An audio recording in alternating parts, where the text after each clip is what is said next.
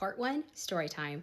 I have this very, very cherished client. She has lived in California. She lived in California even when she got hired to work at a specific company that works outside of Las Vegas. That's an important thing to note because this big national builder is trying to make it sound like maybe that my client knowingly got into contract when she wasn't allowed to live over 100 miles outside of where she's assigned. That is not true. So we walk in.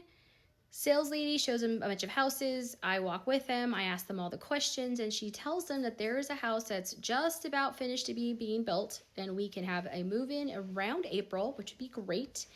And it's got this great 3.5% interest rate if you get qualified with their lender. Perfect. She has excellent credit. They have all the money. So 2 weeks go by, maybe 3, and underwriting comes back and says, congratulations, you've got full loan approval. Just don't do those things that we all tell you not to do, like make major purchases on your credit cards, whatever.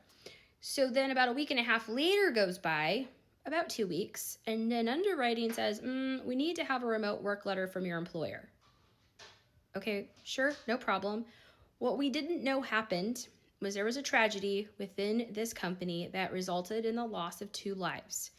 It's completely rocked the entire company.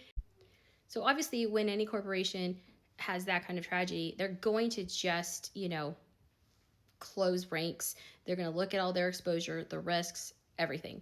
So when they asked for this remote work letter, their bosses said, no, we actually didn't even know that you guys wanted to move outside of Las Vegas. And after thinking about it, and they did, there was days that went by while discussions were happening above them to discuss this matter, and they said, no, we don't want anybody living that far outside their hub. If you do move to California, you'll lose your jobs.